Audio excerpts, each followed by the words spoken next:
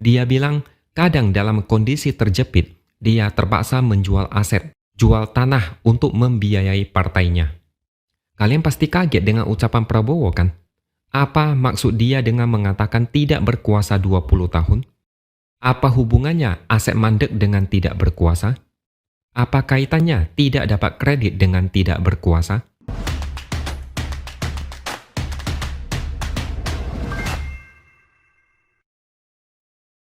Halo, bertemu lagi dengan saya X Hardy di Opini Seaworld. Pernah nggak kalian bertanya-tanya, kenapa Prabowo sangat ngotot kepingin jadi presiden? Dia udah 2 kali kalah pilpres. Artinya rakyat tidak bersedia menjadikan dia pemimpin negara ini. Sebenarnya, Prabowo 3 kali gagal karena pernah menjadi cawapres Megawati saat melawan SBY. Di Pilpres 2024, Prabowo masih belum mau menyerah. Bahkan, dia kelihatan sangat ngotot dan bersedia melakukan apapun demi berkuasa. Pantang nyerah sebelum jadi presiden. Pernah dulu, Prabowo menjelaskan alasannya mau jadi pemimpin. Dia bilang sejak kecil dia dibesarkan sebagai seorang pejuang dan dia mau berbakti kepada negara. Dia merasa terpanggil untuk berkontribusi pada negara ini. Entah siapa yang panggil dia untuk nyapres, cuma dia sendiri yang tahu. Dia juga bilang dia diberi kesempatan untuk memahami persoalan bangsa, sehingga dia merasa terpanggil. Dia merasa harus menawarkan dirinya untuk mengabdi dan memberi sumbangsih yang terbaik kepada bangsa dan negara. Pertanyaan saya adalah, apakah kalian percaya? Di acara Natswa beberapa hari lalu di UGM, Prabowo lagi-lagi menjual narasi yang sama. Dia bilang sebelum meninggal, dia kepingin melihat Indonesia menjadi negara yang terhormat, bisa berdiri di atas kaki sendiri dan tidak dihina. Ya, kita semua pasti bingung. Apakah Indonesia di era Jokowi kurang hebat? Indonesia bahkan sangat terhormat. Pemimpin dunia kagum dengan apa yang dilakukan Jokowi. Berkat Jokowi, Indonesia bisa berdiri di atas kaki sendiri. Tidak ada yang berani menghina Indonesia di bawah kepemimpinan Jokowi. Negara asing ketar-ketir karena Jokowi berani mengusik kepentingan mereka. Misalnya, stop ekspor bahan tambang mentah seperti nikel dan lain-lain. Justru saat ini banyak rakyat yang bangga dengan Indonesia berkat Jokowi. Jadi Prabowo mungkin maksud dia adalah dia bisa melewati itu semua. Dia merasa lebih baik dari Jokowi. Dia mau bilang Indonesia masih belum terhormat, masih terus dihina. Itulah jualan Prabowo dari dulu sampai sekarang. Menjual isu negara ini masih belum bagus. Bahkan dulu dia berani bilang negara ini katanya bisa bubar di tahun 2030. Coba pikirkan lagi. Prabowo pernah bilang alasan dia mau berkuasa adalah demi kepentingan rakyat. Dia bilang mereka berjanji untuk meninggalkan kepentingan pribadi dan mengutamakan kepentingan rakyat. Lalu Prabowo bilang mereka minta izin kepada rakyat untuk berkuasa. Mereka berkuasa untuk kepentingan rakyat Indonesia. Kenapa di pikiran Prabowo selalu berhubungan dengan berkuasa, berkuasa, dan berkuasa? Kenapa Prabowo ngotot mengejar kekuasaan meskipun kalah berkali-kali di Pilpres? Benarkah itu semua demi rakyat? Logikanya, kalau mau mengabdi pada negara ini, nggak harus jadi presiden. Peluang jadi presiden di negara ini sangat kecil, cuma 1:270 juta. Profesi apapun, latar belakang apapun, siapapun bisa mengabdi dengan berbagai macam cara, bukan harus lewat kursi presiden. Rakyat kecil pun bisa membuat perubahan besar demi negara ini. Dan ternyata alasan Prabowo mau berkuasa sepertinya terbongkar secara tidak sengaja. Agak ironis, karena ini keluar dari mulut Prabowo sendiri.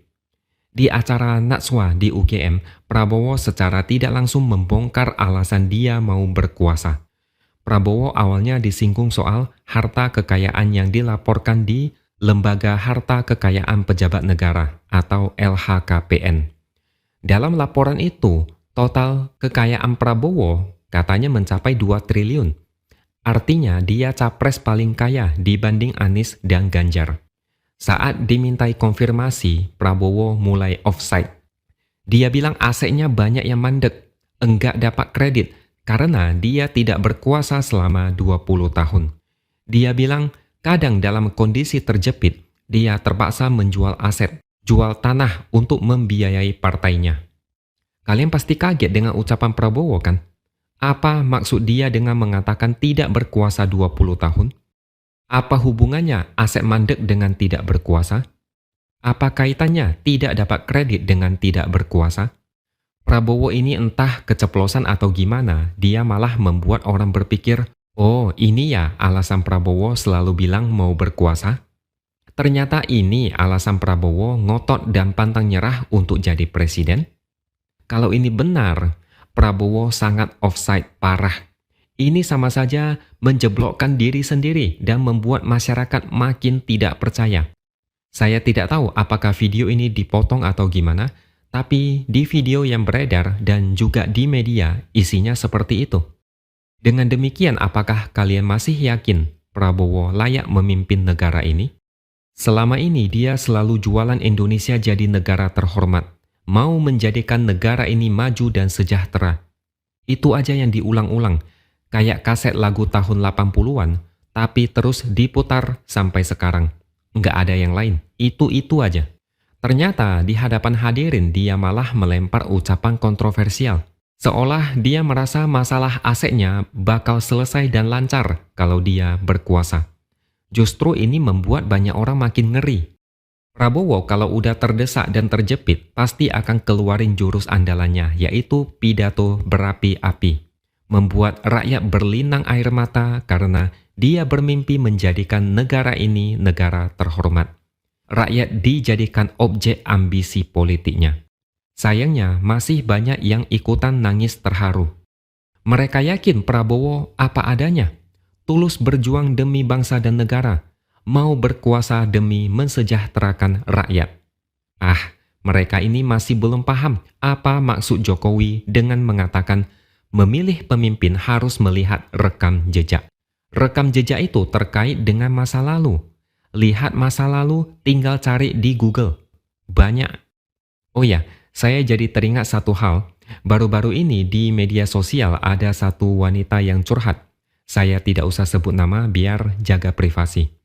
Dia membeberkan kebobrokan salah satu buzzer yang saat ini pindah ke kubu sebelah. Buzzer ini mengajak dia bergabung. Dia bilang dia udah capek membela NKRI tapi enggak dapat apa-apa.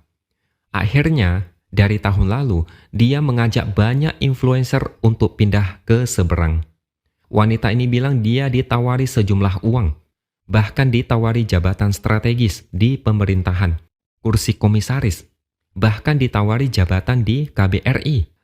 Coba kalian bayangkan, kalau isu itu benar, sebenarnya ada buktinya sih.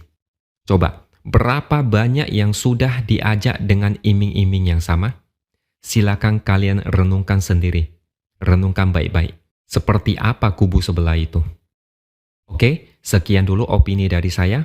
Subscribe channel ini supaya makin berkembang dan tuliskan komentar Anda. Terima kasih sudah menonton dan sampai jumpa lagi di lain kesempatan.